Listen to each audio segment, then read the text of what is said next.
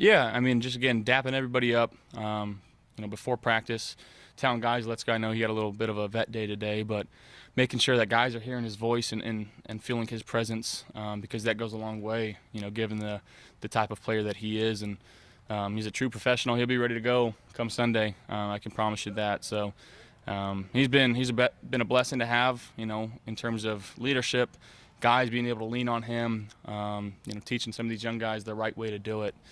So it's been fantastic. Aside from 13 seconds and all the other stuff, can you remove yourself though and see from a fan perspective, seeing you versus the Mahomes, even though you're not playing each other? I mean, you played together on the golf course, but can you see the fascination in that? Both you as elite quarterbacks. I mean, yeah. Again, as a football fan myself, when I'm watching games, I love watching him play. He's a fantastic player. He can do everything you want. His teammates love him, and I know he's got a good grasp on the locker room over there and how he carries himself, the things that he does off the field for his charity. He's a special football player and a special guy, and anytime he's playing, I think people are watching. So, us being able to go over there and play them, and all that aside, we're just trying to go execute a game plan. What are some of the things you take from last week's victory that's going to help you this week? Just playing complementary football. In terms of situationally, like we got to be better a little bit in the red zone and being careful with the football.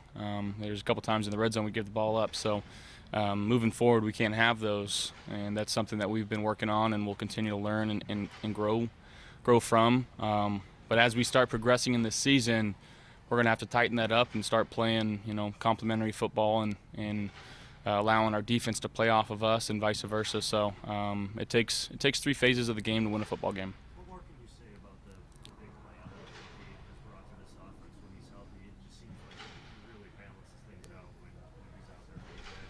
Yeah, we were talking on the sideline today. The amount of yards that he has on the season compared to the catches, it's like, maybe get that guy the ball a little bit more. And I know he's been dealing with a little bit of an ankle and missed a game but yeah, the more we can get him involved in the offense and the ability that he has, it's second to none to blow the top off of defense. But again, you see him in the run game, you see him, getting dirty, you see him going blocking for his receivers on the edge. Like, he just does everything you ask him to do, and he continues to make plays. So I love what he brings to our offense.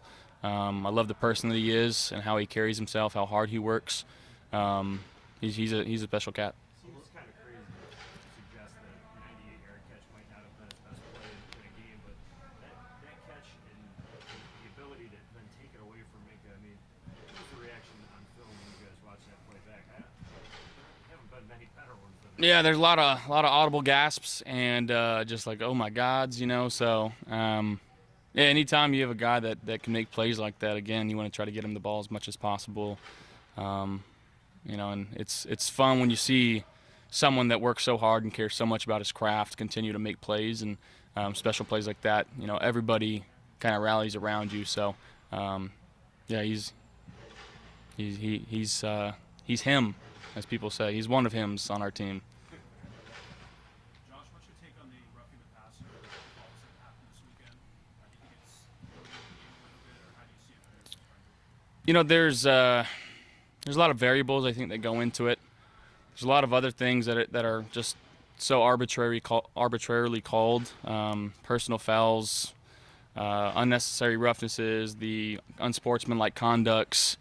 You can talk about holding too. I mean, there's going to be some that are missed and some that are called that aren't it, or they missed one here or there, and there's just a lot of variables. And these refs are doing the best that they can given the rules. So I don't have an answer really to that, other than it's tough to be out there sometimes. And these guys on the field now are so big and so fast, and they hit extremely hard that sometimes it looks a lot worse than it actually is. And to the naked eye, sometimes it's a hard difference to tell whether he's got him in the face mask or got him in his shoulder. So if it's a review process, who knows? But again, then you're going to get into that territory of, you know, holding. Are we going to start challenging holding calls? Are we going to start challenging unsportsmanlike conduct calls? So again, you can take it one of two ways, and but again, I think you just got to let them play sometimes, and yeah, it's football.